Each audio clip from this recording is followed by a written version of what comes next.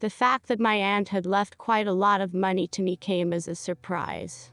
She'd never mentioned it, and I'd never even considered the possibility.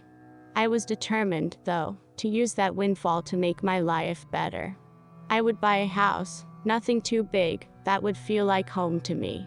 I would create my sanctuary in the city, and then the city would feel more like home. It seemed to take ages to find exactly the right place, but I finally did, a little cottage, outside the city proper, on Walnut Street.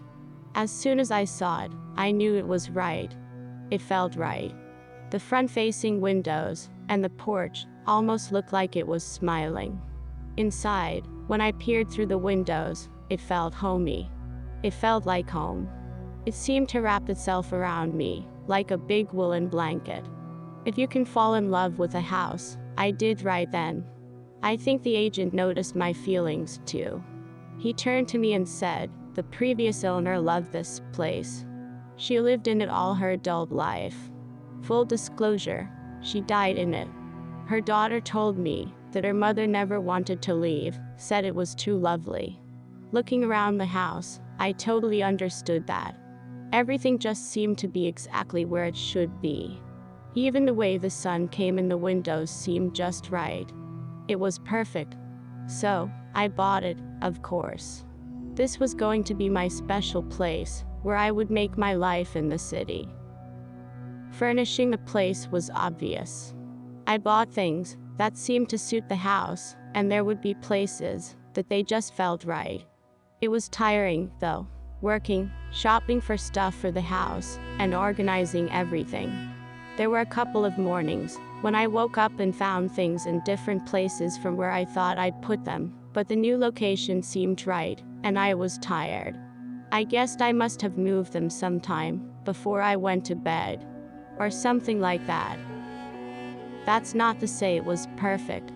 It was always hard to leave in the morning. Not just psychologically hard, sometimes physically hard. The front door tended to jam a bit in the mornings, and it could take a bit of effort to get it open. It would always open easily when I got home, though. It must have been moisture or something. Little things like that could not detract from the homeliness of the place. It was so comfortable. I seldom went out on the weekends. It was that nice. I never lost anything in there either.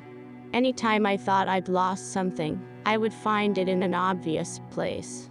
I loved the house, and I swear, it loved me too. Of course, life doesn't always work out as you expect. A few months after I bought the house, I got a fantastic offer from my company. They were expanding the rural services side of the business and offered me a manager's position in my hometown. The combination was too great to turn down. A promotion, more money, and back with the people I felt most comfortable with. I loved the idea. But I just wished I could take my new home with me. The company, like most significant organizations, wanted everything done immediately. I had to be back home in a week. Well, I could pack up the stuff I would need now, and then send the rest down later. I picked up some boxes from the office, and decided to start that evening. When I came home, my house was exactly as it always was, warm and welcoming, a haven from the city. I almost felt guilty at the thought of abandoning it, but I pushed that thought aside and started to pack. I had to take a break from the house, so I stood in the hall and said, "I'm afraid I'm going to have to sell you." That made me feel better. The creaking in the house was obviously just caused by the wind. The first thing I needed to box up was, of course, my work stuff. I went into my study, warmed by the last shaft of the late afternoon sun, and set to work. I wanted to make sure I had everything I needed, and soon was lost in the job. It was only when I finished packing up the first 3 boxes that I noticed the difference. It was cold. Oddly, my house had never felt cold before. I went out to the hall and checked the heat pump, no problem, running as per usual. Shrugging, I grabbed a sweater and went back to work. I was just settling down at my desk when the lights flickered. It wasn't much, just a bit of a flicker, but it had never happened before. Was there something wrong with the wiring? I didn't know much about electrical stuff, but I thought I'd better check the fuse box. The fuse box was in the laundry at the back of the house, just down the hall. When I stepped into the hall, I felt even colder. I felt goosebumps rise on my arms, not just because of the temperature. It felt like someone was watching me.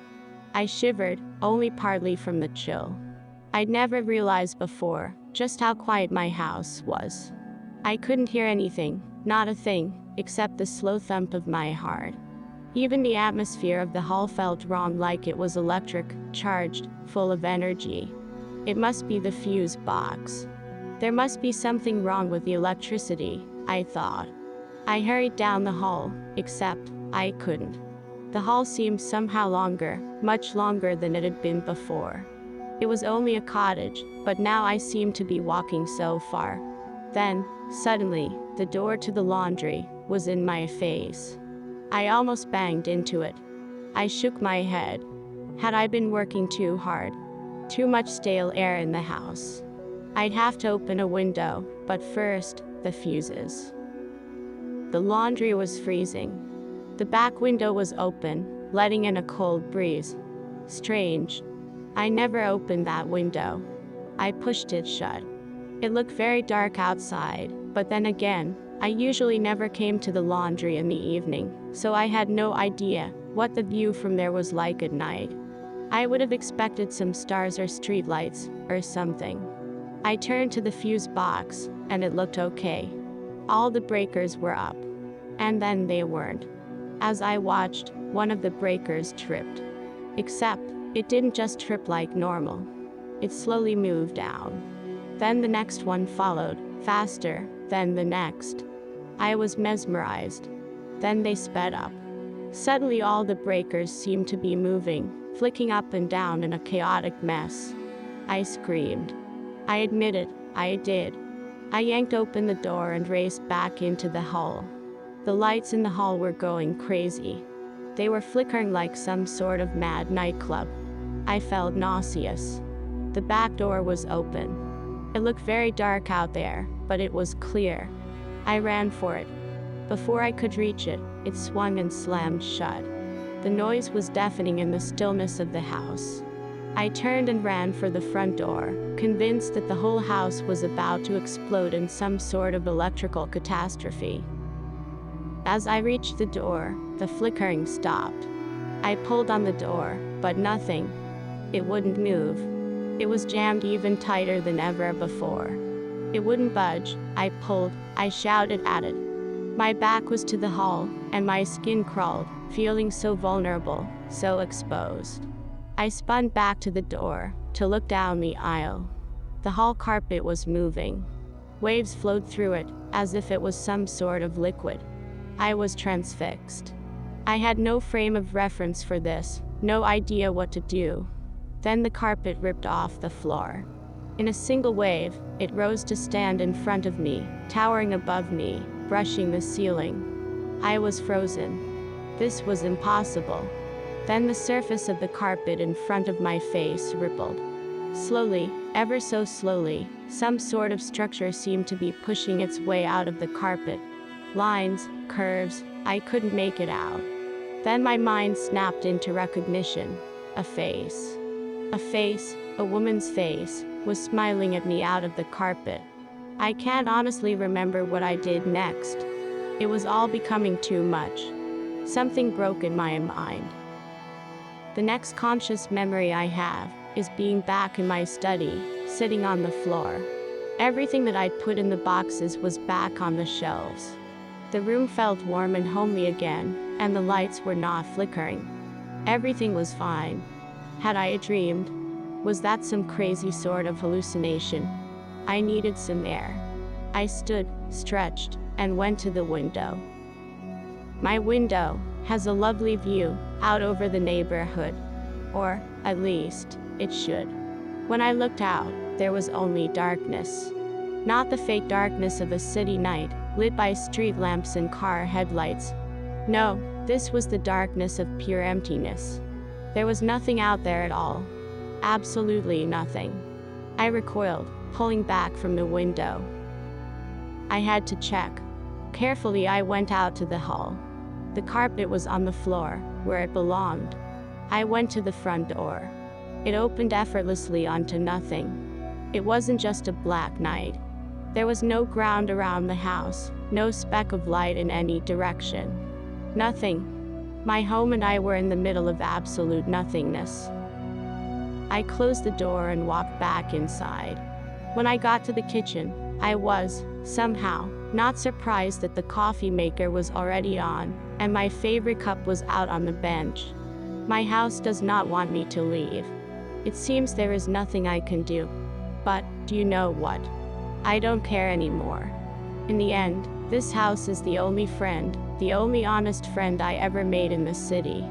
All it wants is for me to stay with it. It demands nothing else, so how can I say no? So why did I write this letter and leave it on the desk? I think I may need to let people know what happened. Well, the house may love me. I'm not sure it understands me. Does it know I'm going to need food?